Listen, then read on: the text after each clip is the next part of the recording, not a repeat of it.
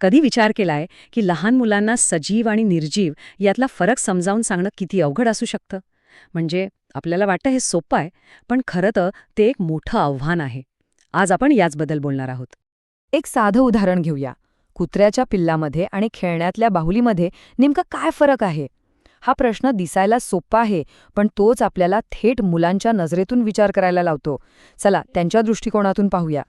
आणि या प्रश्नाचं उत्तर शोधण्यासाठी आपल्याला मदत करणार आहे एक अप्रतिम अभ्यासक्रम. मैत्री बालमनाशी नावाच्या या स्रोतामध्ये इतक्या सुंदर पद्धतीने हे समजावलं आहे की ते पाहून थक्क व्हायला होतं. तर मग कुठून सुरुवात होते?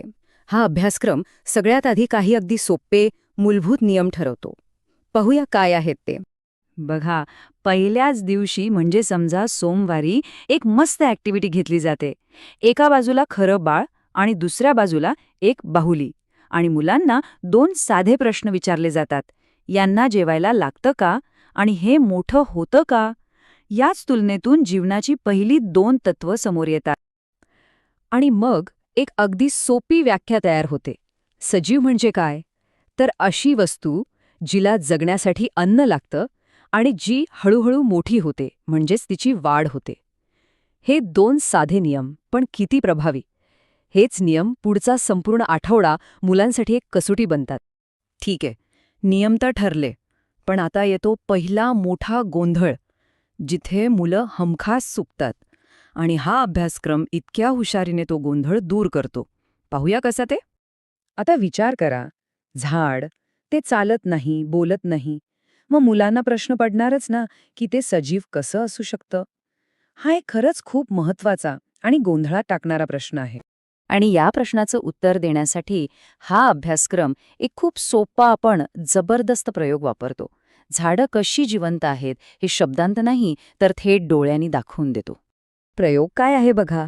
एका वाटीत ओले मूग ठेवले जातात आणि दुसऱ्या वाटीत एक साधा दगड.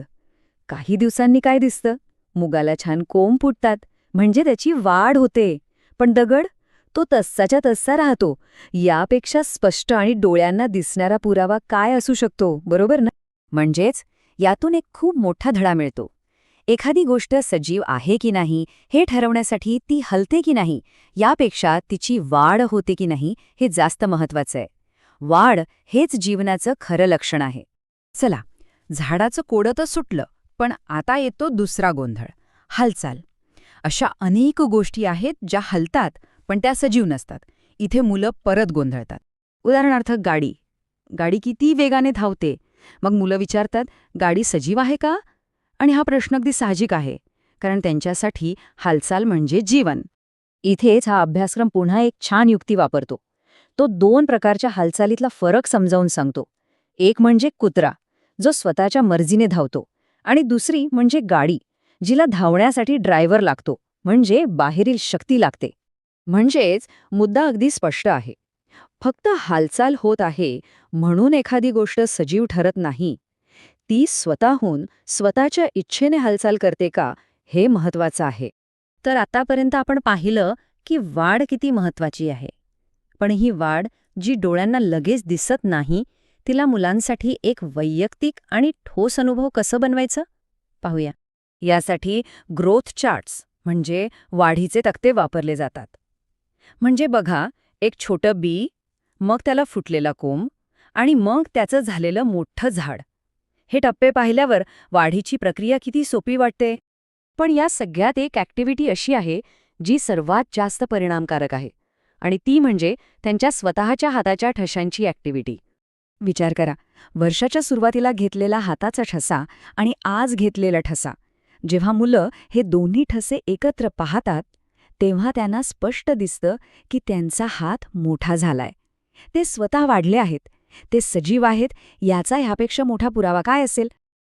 आता हे सगळं शिकून झालं, पण हे लक्षात कसं ठेवायचं? इथेच या अभ्यासक्रमाची खरी जादू आहे. इथे परीक्षा नाही, तर आहेत फक्त खेळ.